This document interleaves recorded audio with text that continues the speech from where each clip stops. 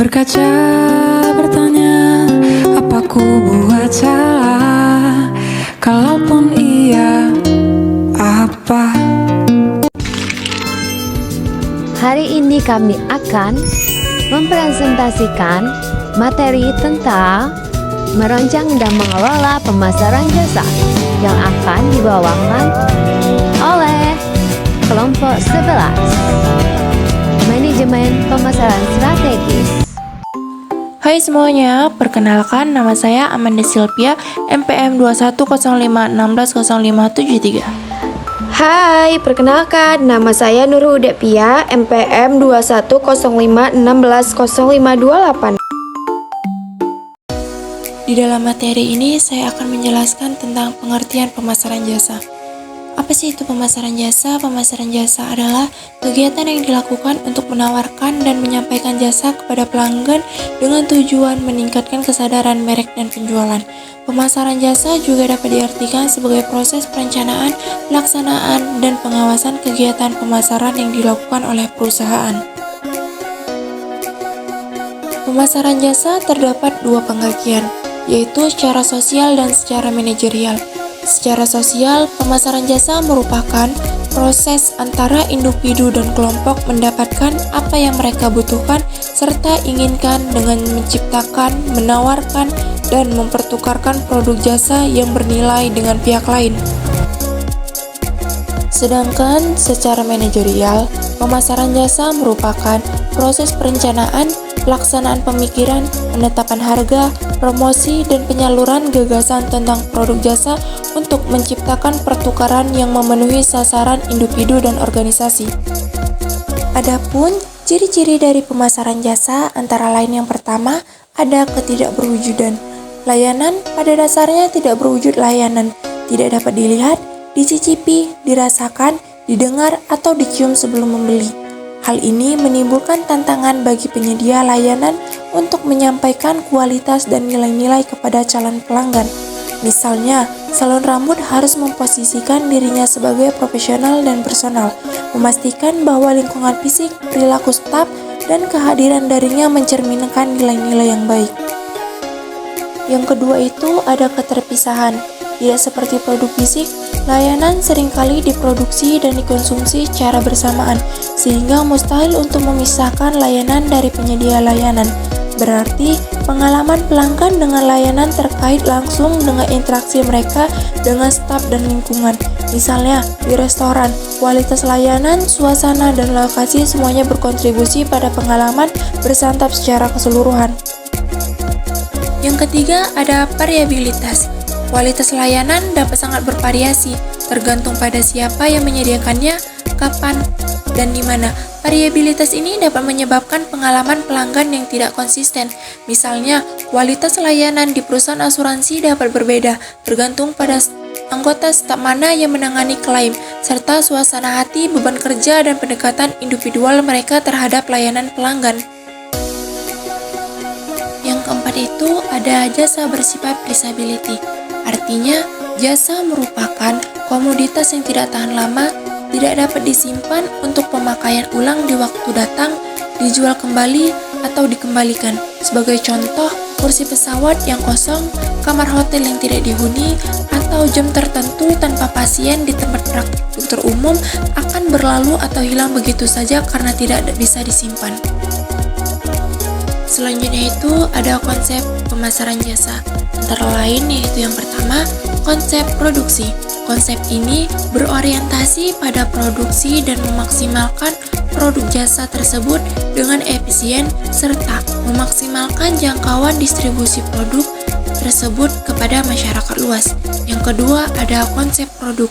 Konsep pemasaran ini berorientasi pada produk dan memaksimalkan kualitas dan kelebihan-kelebihan pada suatu produk jasa sehingga terlihat berbeda dan sangat menarik jika dibandingkan dengan produk jasa yang lainnya yang sejenis. Nah, yang ketiga itu ada konsep penjualan.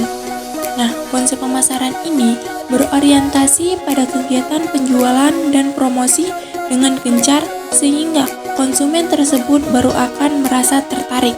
Yang keempat ada konsep pemasaran. Konsep ini menitik beratkan pada pencapaian tujuan perusahaan melalui pemahaman kebutuhan dan keinginan konsumen. Pada konsep pemasaran, keuntungan dapat dicapai dengan fokus kepada konsumen. Nah, yang terakhir itu ada konsep pemasaran sosial. Konsep pemasaran ini berorientasi pada kepuasan bersama, di mana konsumen juga dapat merasakan suatu manfaat dan bisa meningkatkan taraf kesejahteraan berkat manfaat tersebut. Nah, di sini saya akan menjelaskan cara menjalankan strategi pemasaran jasa. Yang pertama, mengetahui target market konsumen. Memastikan bahwa pemasaran perusahaan tepat sangat penting untuk meningkatkan penjualan sekaligus mengukur tingkat keberhasilannya. Contohnya, mengetahui penjualan kita fokus pada target pasar memungkinkan kita untuk membuat produk lebih cepat dan memasarkannya terlebih dahulu daripada kompetitor. Nah, yang kedua ada juga menjalani hubungan baik kepada pelanggan. Contohnya selalu memberikan pelayanan terbaik kepada pelanggan agar menjadi citra baik di lingkungan perusahaan. Yang ketiga, melakukan promosi internet marketing, seperti perusahaan harus memahami beberapa marketing internet, analisis data, consumer experience marketing, sosial digital marketing. Yang keempat, memutuskan lokasi secara tepat dan strategis. Letaknya harus strategis, contohnya seperti di kerumunan dan pergi ke tempat-tempat yang memungkinkan tempat ramai untuk memungkinkan peminat konsumer dan menarik pengunjung lebih banyak.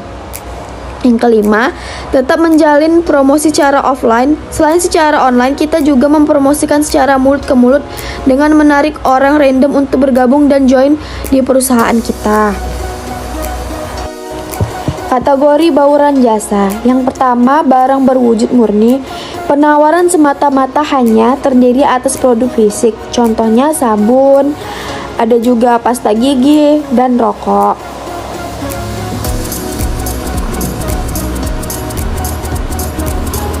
Yang kedua, barang berwujud yang disertai jasa. Barang berwujud dan penjualan dari barang tersebut tergantung pada mutu, ketersediaan layanan pelanggan yang menyertai, contohnya dealer mobil dan motor.